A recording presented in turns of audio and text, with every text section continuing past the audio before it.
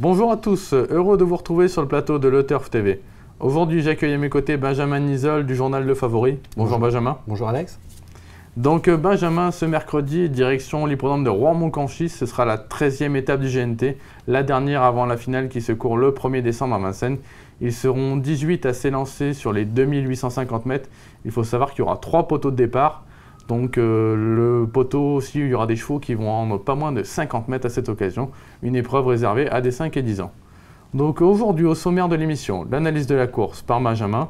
Viendra ensuite un bruit des pistes, son pronostic et son conseil de jeu au 5 sur 5. C'est l'essentiel pour nous, vous faire gagner de l'argent. Benjamin, cette étape de Monconchis est souvent très belle. Cette année, je la trouve un peu décevante au niveau de la qualité. Je suis entièrement d'accord avec vous là-dessus. Mais bon, il faut savoir qu'il y a des chevaux qui ont des objectifs pour le meeting d'hiver. Notamment pour la finale aussi. Pour la finale.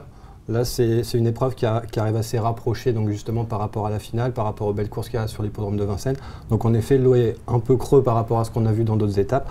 Mais ça reste quand même assez sympathique à étudier. D'ailleurs, c'est vrai que les premiers au classement général ne sont pas là. Il n'y a pas de Swedishman, il n'y a pas de Styric. Il n'y a pas de Styric. Donc c'est vrai que, bon, après c'est l'occasion aussi de voir des bons chevaux. Vous avez placé en tête de votre sélection le 6 Ton F de KO. Ouais, c'est un peu la forme, il vient de gagner à Vincennes. Voilà, le cheval vient de s'imposer plaisamment sur les 2700 mètres de la grande piste. Il est déféré des postérieurs. Il est performant dans cette, lorsque son mentor le présente ainsi. Il a été les 4 dernières fois déféré des postérieurs, il a tout le temps fait l'arrivée. Exactement. Donc je pense que de là, on peut s'appuyer là-dessus. En plus, il est bien placé en tête. Il a besoin de personne, il peut attendre dans un parcours. David Thomas sait s'en servir magnifiquement. Logiquement, c'est un coup sûr sur le podium. D'accord. Bon, on fait confiance au 6 Ton F de KO. Vous lui opposez le 5 Ténor de légende qui vient de terminer juste derrière lui sur l'hippodrome de Vincennes. Exactement. Il vient de conclure dans son sillage. Là, il est en déféré des postérieurs. On sait qu'il a bien travaillé en vue de cette épreuve. Comme vous l'avez dit auparavant, il vient de conclure dans le sillage du favori. Là, il va tenter de prendre sa revanche avec Franck Nivard. C'est pareil, je pense que c'est une bonne base de jeu. D'accord, mais peut-être revanche un peu difficile quand même, non, par rapport à l'autre. Il va essayer. Ouais, puis il va essayer. Après, est-ce qu'il va réussir à prendre sa revanche? Ça, c'est autre chose, mais en tout cas, ça va être son objectif. Franck Nivard est en grande forme. Il vient d'ailleurs de remporter le semi classique avec Anastasia Fella. Donc pour lui, RAS. En 3e position, vous reprenez le numéro 9, Swing d'Hérouville. Pourtant, il a été vraiment décevant récemment. Ouais, mais Jean-Michel Bazir n'a pas su expliquer justement sa contre-performance la dernière fois. Il l'a jugée trop mauvaise pour être exact. Là, l'engagement est idéal à la limite du recul. Il redéfère des 4 pieds. Je pense qu'on peut le racheter sans aucun problème. La dernière fois, c'était la base de jeu intégrale. Il mérite crédit. Ouais, puis peut-être que le profil plat est un peu mieux pour le servir que la grande piste. Ça peut l'aider. Mais moi, je ne le condamne pas sur sa récente performance. Bon, donc on le rachète? On le rachète sur le podium. Vous rachetez également le numéro 8, Surprise du Lupin. Ça tombe bien, c'est notre bruit des pistes. Jean-Paul Marmion était un peu en colère en dernier lieu par rapport au juge aux allures à Vincennes. Il pense qu'elle n'aurait pas dû être disqualifiée.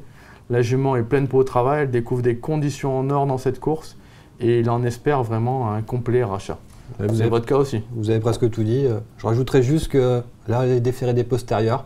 Elle a 5 sur 5 déférés des postérieurs. Donc tous les feux sont ouverts pour qu'elle se réhabilite entièrement. C'est un élément important parce qu'elle a souvent des petits problèmes d'allure, hein, ce qui lui font défaut ces derniers temps. Elle reste sur 3 disqualifications d'ailleurs. Pourtant, sa qualité ne lui fait pas défaut. On sait qu'elle a la pointure d'un lot comme ça. Là, elle est déférée. C'est l'occasion de remettre les pendules à l'heure. D'accord. Donc si elle est carrée d'allure, elle peut peut-être même inquiéter les mâles pour les places? Ouais, moi je la vois plutôt pour une place. D'accord. À la gagne, ça paraît compliqué, mais dans les 5, ça ne devrait pas poser de problème. D'accord. Ensuite, vous faites confiance encore à une femelle, c'est le numéro 14 qu'elle arrive. Elle rendra la distance. D'ailleurs, c'est la première de votre classement que vous mettez qui rend 25 mètres. Exactement. Donc elle vient de renouer plaisamment avec la victoire aussi sur l'hippodrome de Vincennes. Cette fois, son mentor a fait appel à Dominique Lequeneux pour cet engagement, qui la connaît magnifiquement. Elle est également déférée des postérieurs. Dans ces cas-là, elle fait toutes ses courses. Je ne vois pas ce qui va l'empêcher de jouer un très bon rôle à l'arrivée de cette épreuve, même aux 25 mètres. L'année dernière, elle terminait 7e de cette étape. C'était un peu la bonne impression de la course. Et le lot, je pense, était plus relevé. Il y avait des soleils du fossé, des choses comme ça. Oui, tout à fait. Donc là, si elle se fait ramener dans le bon wagon, qu'elle a à portée de fusil des chevaux de tête à l'entrée de la ligne droite, logiquement, on peut compter avec elle dans les 5 premiers. D'accord. On fait confiance donc au 14 qu'elle arrive. C'est la forme en plus. En 6e position, vous retenez le 3 Torricelli. Lui, il fait une petite rentrée par contre. Oui, mais on sait que c'est un cheval qui court toujours bien sur sa fraîcheur. Il est dur à l'effort, il part en tête. On sait que son entourage y compte un peu, il le présente pieds nus. Cette fois-ci, il sera associé à Mathieu Abrivard. Ça peut être un troublion puissant, je pense, dans cette épreuve. Mais en effet, le fait de faire une rentrée est peut-être un petit point un peu négatif surtout que sur sa candidature. Surtout que la ligne droite est un peu longue. Hein. Voilà, elle est même un peu écœurante pour les chevaux. Donc c'est peut-être le petit bémol sur sa candidature. Sinon, on sait qu'il est dur. Bon, et puis pratiquement toutes ses courses, en plus, il répond souvent présent. Exactement, il répond souvent aux attentes des parieurs. Donc, ça peut être le petit pari amusant de cette course. D'accord.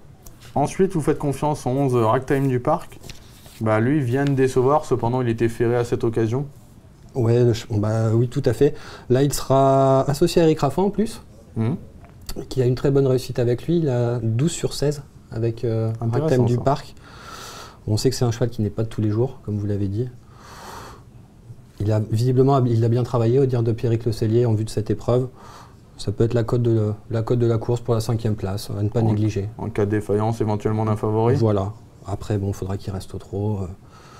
On sait qu'il n'est pas évident dans un parcours, mais il a la qualité, donc... Bon, pourquoi pas pour être 4-5e à belle cote. Voilà, 4-5e à belle cote. Et enfin, vous complétez votre choix avec le cheval de classe du lot, le 16 Univers de Pan. Lui, il rendra 50 mètres, mais il a tellement de classe. Il a tellement de classe qu'on ne peut pas l'écarter, je pense, dans un prono. Il est 3e du critérium des 5 ans, le 31 août. Bon, certes, on ne l'a pas revu depuis. Là, il va pratiquer la course d'attente aux 50 mètres, même en faisant la ligne droite, vu que c'est un cheval vraiment de grande classe. Pour être 4-5e, il a le droit d'être 5e. Et puis l'an passé, hein, pour le rappeler, un cheval de 50 mètres était 4e, c'était Roi du Lupin. Voilà. Donc Univers de Pan a autant de qualité que Roi du Lupin. Je pense. Donc si Philippe Daugeard n'est pas trop loin dans le parcours, il faut quand même s'en méfier. Tout à fait, parce qu'en plus il sait finir vite ses parcours. C'est un cheval qui est trotteur. Voilà, après bon, il faudra qu'il soit pas trop loin des chevaux de tête, forcément. Il ne va pas le tuer pour cette épreuve.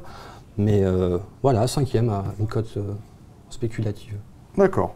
Ben écoutez, Benjamin, on a bien pris note de toutes vos informations. Maintenant, on n'attend plus que votre pronostic.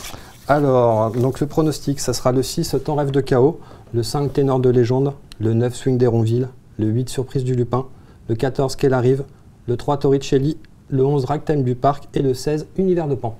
Ensuite, au niveau du conseil de jeu au 5 sur 5, on va prendre deux bases. D'ailleurs, on est en forme avec ce système de jeu. À chaque fois, ces derniers temps, on n'est pas loin de la soupe, comme on dit. Donc là, on va prendre en base le 6, le 5.